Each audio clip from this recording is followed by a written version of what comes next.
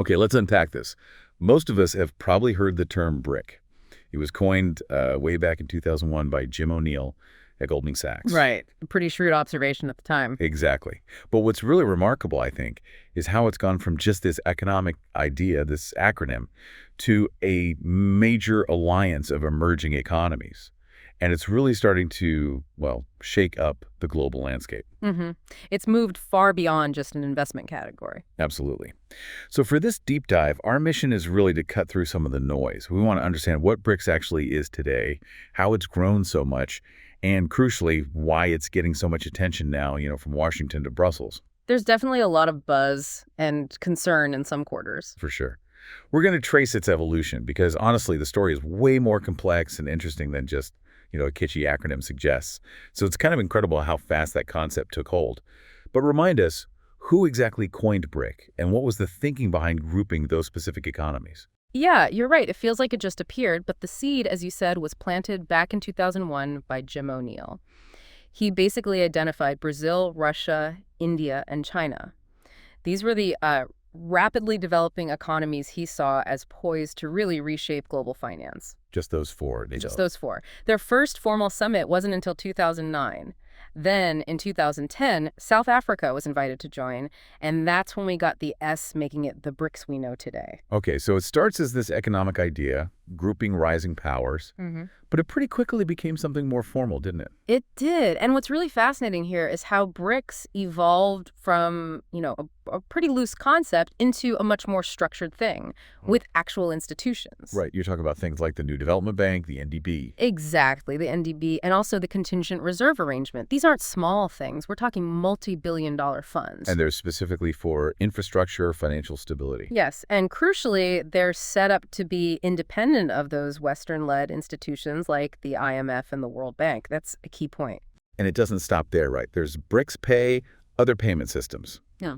It sounds like a clear push towards, well, what people call de-dollarization. Definitely signals that intent. And look at the scale in just its first 15 years. BRICS developed something like over 60 operational institutions and think tanks across like 34 different policy areas. That's quite a framework they've built. That independence you mentioned is not just about, say, avoiding scrutiny, is it? It seems more strategic than that. Oh, absolutely. It's about offering nations, particularly the Global South, a path to development funding without maybe the strict political or economic conditions often tied to Western loans. So it changes the game for sovereign debt. It potentially does. It reshapes those dynamics and, subtly chips away at traditional Western leverage. It's very deliberate. That early growth is interesting, but the thing that really grabbed headlines recently was this big expansion. What drove that? Was it a planned move or more a reaction to global events? I'd say it was definitely a deliberate strategic move. This expansion into what they're calling BRICS Plus since August 2023, that's really what changes the calculation. Okay, so who are the new players? Well, effective January 2024, you had Egypt, Ethiopia, Iran, and the UAE joining. Saudi Arabia followed, and Indonesia came in as an associate member in early 2025. Wow, that's quite a diverse group. What does that do to the bloc's overall weight? It makes it significantly larger. This new BRICS Plus group now represents roughly 46% of the world's population. Think about that. And controls around 35, maybe 36% of global GDP if you measure it by purchasing power parity. And that PP measure, just quickly, that accounts for cost of living differences, right? Gives a truer economic scale. Exactly. It's arguably a better reflection of real economic heft than just converting currencies. And the diversity is key, too. You now have members from pretty much every major region. That really bolsters their claim to represent the Global South. So the implications are bigger markets, more resources. Bigger consumer markets, yes. Access to crucial raw materials, energy supplies, and, let's be frank, significantly more strategic influence on the world stage. Which brings us neatly to why this expanded BRICS is setting off alarm bells in, say, the U.S. and Europe. What are the main pressure points they're feeling?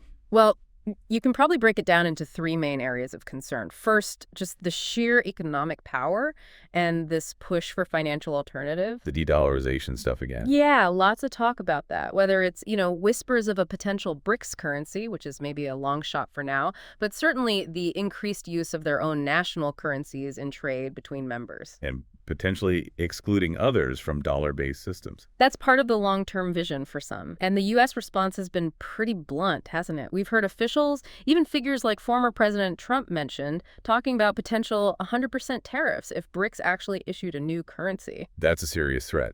But okay, beyond a hypothetical new currency, how does the new development bank itself create leverage, especially thinking about resources? Well, it raises a really important question about choice for developing nations, doesn't it? The NDB offers an alternative funding source, often perceived as having fewer political strings attached compared to the IMF or World Bank. Okay, so it's an alternative option. Right. And then you add in the critical minerals angle. With the huge demand for green tech and electronics, BRICS Plus members think South Africa, Russia, DRC, Chile. They control massive reserves of stuff like lithium, cobalt, platinum, titanium. Materials essential for batteries, transition tech. Exactly. And controlling those supply chains gives them, well, significant leverage over Western economies, especially those trying to make a big environmental transition. That's a powerful point about resource control. Yeah. But hold on, isn't there a counter-argument? Don't these resource-rich nations still need Western tech, Western markets, to actually process and sell these minerals? Is the leverage absolute? That's a fair point. It's definitely not absolute leverage. Not yet, anyway. It's more like a codependency, but one that's shifting quite rapidly. Shifting how? Well, while Western tech is still important, these countries are actively looking for other partners, especially China, to help them build up their own processing capacity, trying to move up the value chain. So reducing that reliance over time.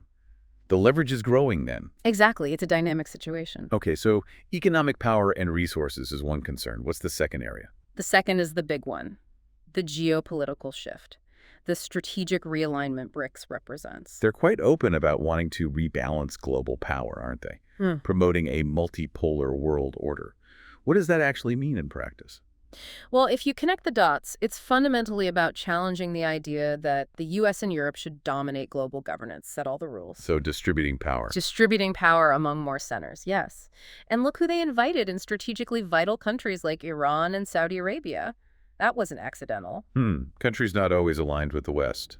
Precisely. It creates an alliance, or at least a forum, that could potentially act as a political and strategic counterweight to traditional Western institutions. And think about sanctions. How so? Well, closer coordination among BRICS members could make it much harder for Western sanctions, like those against Russia, to really bite. They can create alternative financial channels, payment systems, maybe even trade more in gold. It blunts the West's economic weapons. Okay, economic, geopolitical. What's the third area causing concern? The third is the military and security dimension. Now, this is still more limited compared to, say, NATO, but there are definite signs of deepening security coordination that are getting attention. What sort of signs are we talking about? Well, we're seeing more joint military exercises between members. Arms sales are happening, think Iranian missiles, reports of Chinese jets operating near Egyptian waters, things like that. So practical cooperation. Practical cooperation, yes. And potentially shared strategic thinking. Members learning from each other's military experiences, lessons from Ukraine or experiences with Red Sea security to help modernize their own forces and project influence regionally. And how are Western analysts framing this? Some analysts are starting to talk about BRICS, or at least elements within it, as part of a broader sort of axis of upheaval. Axis of upheaval. That sounds quite dramatic. It is. It's a term used to describe what they see as a loose coalition of states, often pointing to China, Russia, Iran, maybe North Korea, that are seen as authoritarian and actively challenging Western norms and the liberal international order. So the idea is it's not just economic or political competition, but something more fundamental, an ideological challenge. That's the framing, yes. Yeah. That it's an attempt to dismantle this sort of post-World War II global system. But it's important to stress that's an analytical viewpoint, a particular interpretation. Understood. Okay, so given these concerns, how are the U.S. and Europe actually responding? What are the countermeasures on the economic front? Well, economically, we already mentioned the threats of those sweeping tariffs, particularly aimed at deterring any move towards a BRICS currency. Right, the 100% tariff threat. Beyond that, they're also trying to bolster their own institutions, reinforcing the IMF, the World Bank, platforms like the G7 and G20 to try and make them more attractive and keep countries from drifting towards BRICS alternatives. And shoring up alliances. Definitely. deepening strategic partnerships with key non-BRICS powers, focusing on areas like energy security, technology, semiconductors, defense, trying to build counterweights. And what about diplomacy? Is it just economic sticks and carrots, or is there a more persuasive strategy? Oh, there's definitely a diplomatic push, too. Washington and Brussels are making the argument, that aligning too closely with certain BRICS members might mean compromising on democratic values or human rights, playing the values card. Trying to draw a contrast. Exactly. And they're also actively engaging the Global South themselves, offering alternative incentives, trade deals, investment packages, climate finance, basically competing directly with what BRICS might offer. And trying to exploit divisions within BRICS. Yes, that's part of it too. Highlighting things like the India-China border tensions, or potential friction between, say, Saudi Arabia and Iran, or Egypt and Ethiopia over the Nile. The goal is to sow doubt about whether BRICS can actually act coherently. That's interesting, highlighting internal tensions. But couldn't that strategy potentially backfire? I mean, couldn't facing external criticism actually force the members to find ways to cooperate better, making them more resilient? That's absolutely a risk they run, yes. And trying to exploit perceived weaknesses could, paradoxically, foster greater unity or at least more creative ways to work around their differences. And on the military side? Militarily, Europe is really emphasizing NATO's role, particularly against what they frame as a growing Russia-China axis. The U.S., meanwhile, is maintaining its strong military presence in key regions Eastern Europe, the Middle East, the Indo-Pacific, sending a clear signal. And strengthening other alliances. Yes, things like AUKUS, the Australia-UK-US Pact, and other joint arms deals and defense cooperation. These serve as an implicit counterbalance to any emerging BRICS security coordination. It's all part of trying to maintain that strategic edge. Okay, let's shift focus now and look inside BRICS itself. You mentioned potential divisions. Are there internal dynamics or challenges that might actually limit how effective or ambitious BRICS can be? Like China's role? China's role is definitely a huge factor and something analysts watch closely. China's economy is just so dominant within the group, it accounts for something like 70% of the total BRICS GDP and a huge chunk of the trade between members. 70%. That's massive. It is. And critics worry that the expansion, bringing in more countries, could just end up making BRICS more of a vehicle for advancing China's specific interests, rather than a truly balanced partnership. So a potential source of tension. China's weight versus everyone else. Potentially, yes.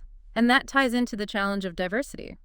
You've got democracies like India and Brazil alongside authoritarian states like China and Russia, plus now Iran, and historical rivals like Saudi Arabia and Iran, or Ethiopia and Egypt. Managing those internal geopolitical rifts, like the India-China border dispute you mentioned, is a constant challenge. It sounds like it could easily fall apart with all this competing interest. You might think so, but here's where it gets interesting. The way BRICS seems to be designed allows for what some call soft coordination. Soft coordination. What's that? It means they don't necessarily need rigid alignment on everything. They can cooperate pragmatically on specific issues where their interests do align, like funding an infrastructure project via the IDB or agreeing on trade standards, even if they strongly disagree on other major geopolitical issues. So it's more flexible, like a modular alliance. That's a good way to put it. It's adaptable. It challenges the idea that alliances have to be these monolithic blocks where everyone agrees on everything, which is why some experts, even Jim O'Neill himself, still argue BRICS is perhaps more symbolic than strategically cohesive right now. Despite all the institutions and summits. Despite those, yes. They see it as a powerful platform for diplomacy, for voicing shared concerns of the Global South, but maybe not yet a bloc with, say, a unified monetary policy ready to go, or a collective defense pact like NATO. The substance is still developing. It's still pretty amazing how an economic concept from 2001 has gained this much geopolitical momentum. Almost like O'Neill accidentally started something much bigger than he intended. It does feel a bit like a self-fulfilling prophecy in some ways, doesn't it? Yeah, it really does. So looking ahead then, what's next? What are the most likely developments we can expect from BRICS in the near future? Well, I think first you'll see a continuation of that economic infrastructure build-out we talked about. Probably more expansion in membership, definitely more NDB projects, maybe investment in shared digital infrastructure like independent telecom cables, just a general deepening of those institutions. Okay, building the framework. Second, I'd expect those financial decoupling efforts to intensify. More efforts towards using national currencies, developing their own financial market links, creating more payment alternatives, trying to reduce reliance on Western-dominated systems. And politically. Politically, you'll likely see more realignments. Countries that maybe were traditionally seen as firmly in the U.S. or European camp, like Turkey, Saudi Arabia, the UAE showing strong interest or joining BRICS plus ISM, that signals a real shift in the global balance. And the West's response. You called it an arithmetic response. Yeah, basically expect the West to keep trying to counter BRICS's pull. More investment in friendly economies in the global South, strengthening their own alliances, really pushing the message about values and market access as the better offer. So it's this back and forth Western concerns about economic influence, financial independence, resources, geopolitics, security, met by BRICS, developing banks, pushing currency alternatives, forming new strategic ties. Exactly. And the long-term implications, if BRICS continues on this path, could be significant. Potentially less dominant dollar, new competing alliance structures, real challenges to Western security frameworks. Right. So just to sort of pull this together, BRICS started as this idea, an economic grouping, but with the expansion, it's undeniably become this powerful symbol for the global South, a real counterweight, or at least aspiring counterweight, to Western leadership. Symbol of empowerment for many. Yeah. And while it might not be, a direct military rival to NATO or a monetary rival to the dollar today, the initiatives they're putting in place definitely signal long-term ambitions towards a more multipolar world. Absolutely. And that really raises the key question, doesn't it? Both for you, the listener, and for Western policymakers, which is how to respond effectively. Because BRICS's ability to coordinate even loosely on finance, on trade, on energy, and crucially on political narratives, it is shifting the global power equation. And that narrative aspect is important. Very important. It's pushing this message, especially to developing nations. Why should you automatically align with the West? Here's another option. So for the U.S. and Europe, the challenge isn't just about containment anymore. Probably not just containment, no. It likely involves needing to proactively co-develop global solutions that are genuinely more inclusive, that really address the needs and concerns of developing economies. Otherwise, BRICS looks increasingly attractive. So the final thought maybe isn't if BRICS will replace Western dominance entirely. Perhaps not, but rather, how sustainable will this BRICS project prove to be? How influential will it actually become as it works to cement this more multipolar world order that it clearly envisions? That's the real question to watch.